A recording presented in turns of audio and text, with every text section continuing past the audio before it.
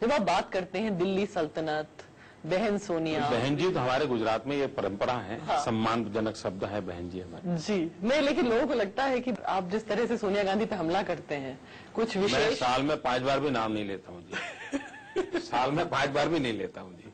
जब नानावती कमीशन की रिपोर्ट आई, उनके स्पोक्समैन ने कहा that he should be tried for mass murder. Congress प्रवक्ता ने जो कहा है, ये कहा है कि मोदी अगर विदेश में होते तो उनको फांसी पर लटका देते। तो मेरा कहना इतना ही है कि कांग्रेस नेता विदेश से लाई है, अब न्याय भी विदेश से लाएंगे। और हमारे देश में आजादी का आंदोलन जब चल रहा था तब विदेशी जस्टिस रहते थे, न्याय करने वाले विदेश के लोग रहते थे और देशभक्तों को फांसी पे चढ़ाया जाता था। और उस अर्थ में अगर मुझे विदेशी लोग फांसी पे चढ़ाते हैं तो मेरे लिए तो देशभक्ति का प्रखर उदाहरण बन जाएगा। मेरे लिए गौरव होगा कि कोई विदेशी मुझे फांसी चढ़ा दे, मेरे देश के काम आऊंगा मैं। तीसरी बात है, अगर इटली में ऐसा कानून हो तो मैंने कहा है कांग्रेस को सार्वजनिक रूप से कि आपकी तो इटली में पहुंच भी है, आप इटली में मेरे खिलाफ केस चलाइए और मुझे फांसी दे। लेकिन उस समय जो भी शासक होंगे उनको मेरी जीटीवी के माध्यम से यही प्रार्थना है कि फांसी जब लगे तो हिंदुस्तान की धरती पर लगे। नहीं, लेकिन एक जमाने में एक जो पॉलिटिकल डायलॉग होता था, एक्सचेंज होता था, वो बहुत सभ्य होता था। आपके बारे में 2-3 चीजें कह सकते हूँ जो लोगों ने कही हैं। आप गुजरात के मुख्यमंत्री हैं, आपके बारे में सोनिया गांधी कहती हैं मौत के सौदागर, मर्चेंट ऑफ डेथ। मैं समझता हूँ कहने वाले पर निर्भर करता है। कहने वालों को तो 50 बार सोचना पड़ता है। उन्होंने सही कहा होता तो आज भी बोलते हैं, वो बोलना बंद कर दिया उसका मतलब कि कहीं न कहीं उन्होंने गलत किया होगा। मुझे उनके लिए कुछ कहने की जरूरत नहीं है। आपने एक स्टेटमेंट दिया कि अगर नानावती कमीशन का जब रिपोर्ट आया, अगर आप कुछ भी आपके खिलाफ इस सब दौरान होता तो आपको हैंग कर देते। देखिए, नानावती कमीशन जो बना है काफी भ्रम चल रहे हैं और मैं मानता हूं जीटीवी के माध्यम से मैं लोगों को बता दूं। 2002 में गुजरात में घटनाएं घटी तो एक जुडिशियल इंक्वायरी के लिए हमारी राज्य सरकार ने निर्णय किया तो मेरी सरकार को अधिकार है किसी भी जज को बैठाने का, लेकिन मैंने वैसा नहीं किया। मैंने गुजरात की हाईकोर्ट को चिट्ठी लिखी, भारत की सुप्रीम कोर्ट को चिट्ठी लिखी, उनको कहा कि हमने ऐसा कमीशन बनाया है, अगर हमको आप सिटिंग जज इस इंक्वायरी के लिए देते हो तो अच्छी बात है।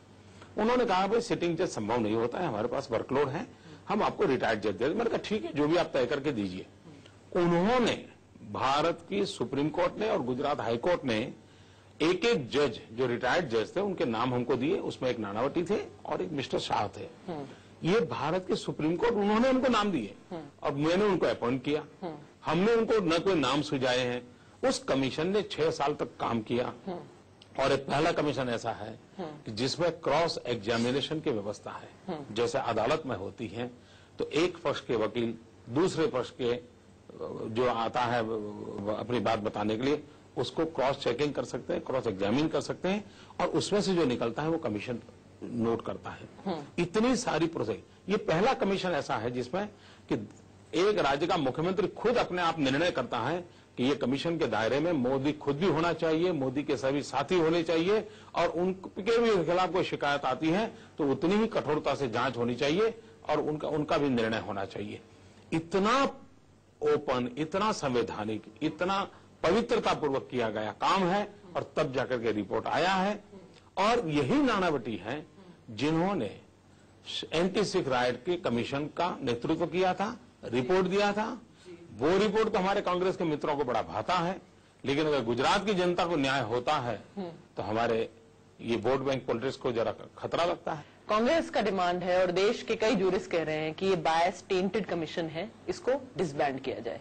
जो कांग्रेस पार्टी सुप्रीम कोर्ट का भी सम्मान नहीं करती है, वह कांग्रेस पार्टी सुप्रीम कोर्ट के एक रिटायर्ड जज के कमीशन के रिपोर्ट को भी मान्य करेगी, ये कांग्रेस से अपेक्षा करना जरा ज्यादा है।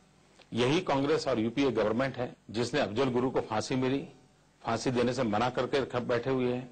यही है भारत के सुप्रीम कोर्ट ने गौ वंश रक्षा का जजमेंट दिया है और गुजरात ऐसा स्टेट है जहां गौ वंश रक्षा हो रही है। यूपीए सरकार वोट बैंक पॉलिटिक्स के कारण नहीं मान रही है। यही सुप्रीम कोर्ट है जिसने शाहबानू केस का जजमेंट दिया था, इन्होंने कचरे की टोकरी में डाल दिया था। ये कांग्रेस पार्टी जो सुप्रीम कोर्ट को नहीं स्वीकार करती है, उनको किसी कमीशन के लिए बोलने का नैतिक अधिकार ही नहीं है। आपने एक बहुत स्टेटमेंट दिया था कि ना मैं खाता हूं ना मैं खाने देता हूं। इस देश में पहली बार किसी ने करप्शन, किसी नेता ने एक इलेक्शन में अपने आप को लिटरली, बीजेपी को अलग छोड़िए, आपने ब्रांड मोदी को जिसे कहते हैं मार्केट किया और ये बात कही। पहली बात यह है कि मैंने कोई मार्केट नहीं किया, ना ब्रांडिंग किया। अरे ब्रांड मोदी सेल्स। मैं एक राज्य का मुख्यमंत्री के नाते मेरा दायित्व बनता है। हाँ। और जब चुनाव में जाता हूँ, हाँ। तो मुझे मेरे 5 साल के काम का हिसाब देना पड़ता है। हाँ। और मैं समझता हूँ ये भी एक मेरे हिसाब का हिस्सा है कि मैंने क्या क्या किया। उसमें ये भी मैंने किया, मैं खाता नहीं, खाने नहीं देता। हाँ। इसके लिए मैं मेहनत करता हूँ। और इससे आप कितने उसके लिए मैं कठिनाई, अनपॉपुलर होंगे, उसमें क्या है? कठिनाई क्या है इसमें? कठिनाइयां भी आती हैं, आएगी, उसमें क्या है? नहीं, जैसे 1-2 कठिनाई बताइए। मैं सार्वजनिक रूप से किसी की आलोचना करना पसंद नहीं करता, इसलिए मैं अपने लिए बोला था। हाँ। कि मैं खाता नहीं, खाने देता लेकिन नहीं। बहुत केसेस आए जब लोग नेचुरली, गुजरात जैसी इज डूइंग फिनोमिनली इकोनॉमिक। जैसे मैं बताऊं, पहले मेरे यहाँ सरकार में इंफॉर्मेशन डिपार्टमेंट का, एडवर्टाइजिंग का बजट बहुत ज्यादा होता था। अब काफी कम कर दिया है। अब मुझे बताइए, मीडिया के लोग मेरे से नाराज होंगे कि नहीं होंगे? वो तो बहुत नाराज, अखबार वाले नाराज आप होंगे तो मीडिया के। हाँ, तो मैं क्या करूँ अब? मैं क्या करूँ? चलिए, तो ये थे आज के कहिए जनाब में नरेंद्र मोदी। ये बातचीत हम अगले हफ्ते भी जारी रखेंगे और जैसे आपसे वादा किया है, मोदी के मुखौरे के पीछे की कई बातें पता करेंगे। Thank you so much for watching. Will see you again.